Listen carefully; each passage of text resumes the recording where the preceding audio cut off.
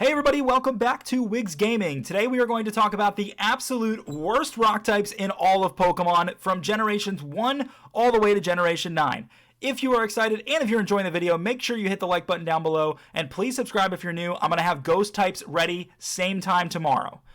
Now, let's go ahead and get started. One of the things I'm wondering about the rock types is obviously there are not a whole lot of them and a lot of them are fairly strong. However, I personally think that because of the fact that fossils are all going to be in here too, that there might be a couple of bad apples, but there's going to be a couple of really good Pokemon in here too. I think I'm going to have some tough decisions to make. I think I am. But I think with Generation 1, we can probably agree on this. As cool as it looks, the Geodude line obviously is super good. It is 4 times weak to both water and grass, which is a huge issue, not to mention being weak to ground. But I do think their attack is phenomenal, and I think they can really get out of some good situations as well with uses of things like Rock Polish. So I do like the Geodude line, and I'm going to stick with it. Rhyhorn and Rhydon look really awesome. They get some pretty good moves, but they also, with the same ground rock typing, are kind of in a bad spot. But there is one ground rock type that we need to talk about, and that's Onix. Everybody and their mother thought Onix was so cool because Brock had it, and it looked so powerful. And then all it knows is like bind and wrap, and it has 0 defense.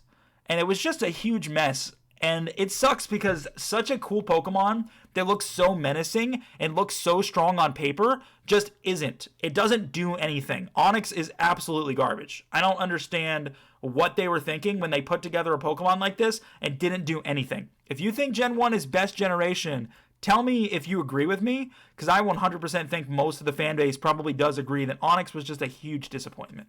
Absolute huge disappointment. Generation 2. This is one that I think people might get mad at me about, but let me explain. Magcargo, I've talked about before about how it has a really good moveset. But when you give a Pokemon fire and rock both, you make it 4 times weak to ground, you make it 4 times weak to water, you make it weak to rock, you make it weak to itself, you make it weak to steel as well. You've just made a huge mistake. You gave this thing so many weaknesses just by adding a rock type to it. Not to mention, its stats suck. Magcargo does not do a lot of damage. As it gets a lot of good moves, it gets a lot of TMs and HMs, it doesn't do any damage. So, again, I like the design overall. I think Magcargo and Slugma are cool Pokemon, but this is bad. They messed up big time. The only other Pokemon I could think of would be Corsola, but honestly, I think Magcargo's worse. I think you can make Corsola work. You can give Corsola things like Stealth Rocks. You can give Corsola things like Spikes, and you can give it Protect, and you can give it all kinds of different things, and it'll actually survive and be useful in a competitive battle. Not a Magcargo, though. Not a Magcargo. Generation 3. Wow. Okay, there's some good ones in here, and there's some bad ones in here. Personally, I think Generation 3 has the worst fossil Pokemon out of any Pokemon generation. Cradily is a tank, and if you give him Toxic, he can be useful.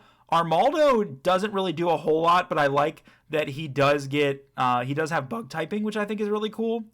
But I really do think these are probably the worst fossils in all of Pokemon.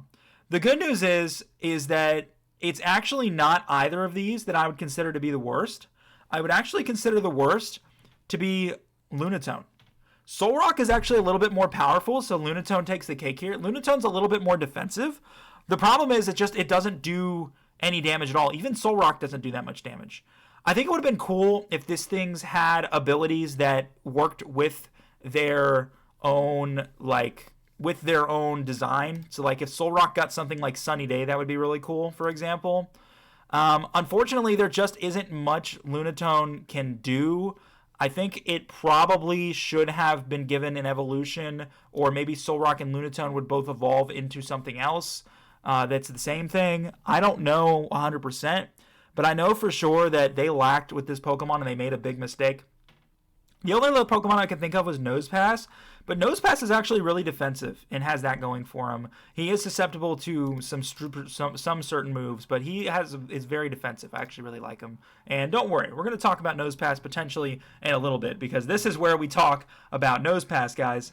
Bonsly, the ability to evolve into Sudowoodo, I think makes him better. You've got your 4 fossil Pokemon that are all solid, and then you got Rhyperior. Probopass, they wanted to give Nosepass an evolution, right? They thought it would be a good idea to give Nosepass an evolution, and I didn't think it needed it, but I was okay with it. I was okay with it, especially when I saw the design and I laughed. I was completely okay with it. The problem is they also gave it Steel typing. So you just made this thing Rock and Steel. 4 times weak to fighting, 4 times weak to ground, and weak to Steel. And neutral to fire. It doesn't resist fire anymore. So you just made it a whole mess. And so, considering this is not necessarily an offensive Pokemon to begin with, the fact that it can't defend against certain types is a serious problem, to the point where you don't know really when you can plug this thing in, because you don't know what moves the Pokemon you're facing has most of the time. And that's what really made Probopass just a huge disappointment. I think if they kept him Rock-type, he would have had more resistances and he would have been able to do a lot more work. But instead, now he just doesn't have that ability, and that really hurts him. Gen 5. This has to honestly go to Roggenrola. I love Roggenrola's name. It's just, unfortunately, all the way to Gigalith, this thing just did not get that much stronger. Dwebble and Crustle are better. Archeops is better. Turtle Boy, I forgot your name. And then Terrakion. They're all better. They're all much better. Roggenrola was basically Gen 5 Geodude. That's what everybody thought when they saw it. And then Gigalith just didn't turn out to be what we wanted it to be. Cool design, but just wasn't very strong.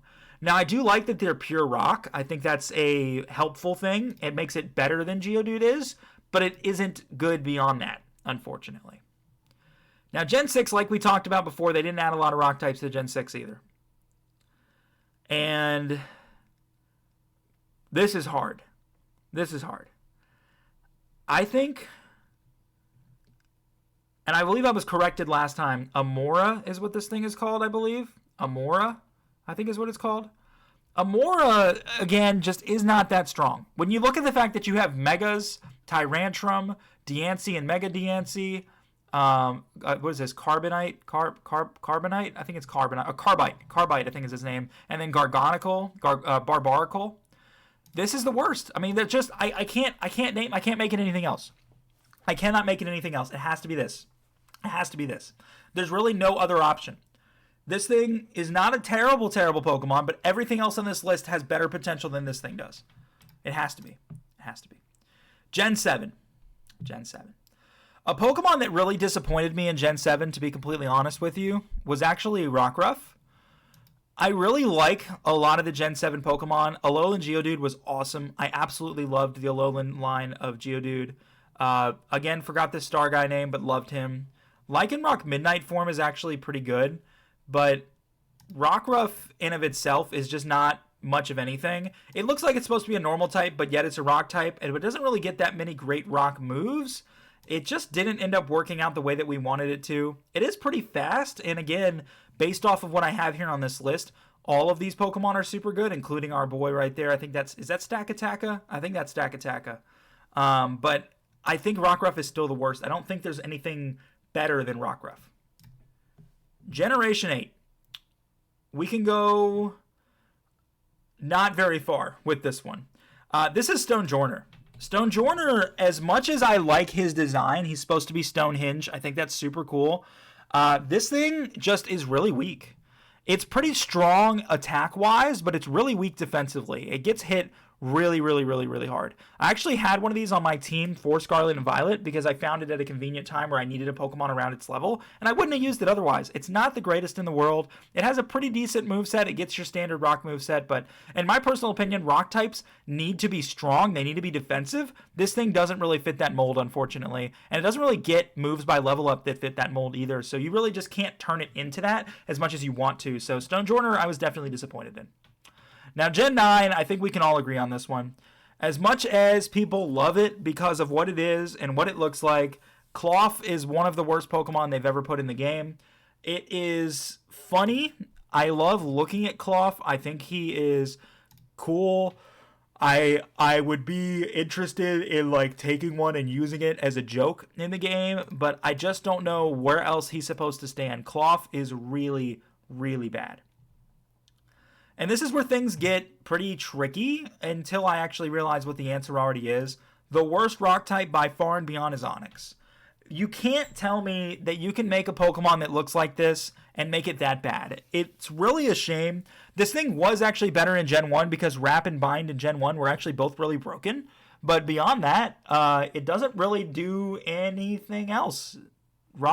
Onyx is just a sad sack of rocks. That's all he is. As good as he looks and as cool as he looks, he just isn't able to do what people want. So that's going to do it. That's our list. These are all the rock types, the worst rock types in all of Pokemon from every generation. Next time around, we're going to do ghost type. I'll see you guys tomorrow, so make sure you subscribe and don't miss out. Take care.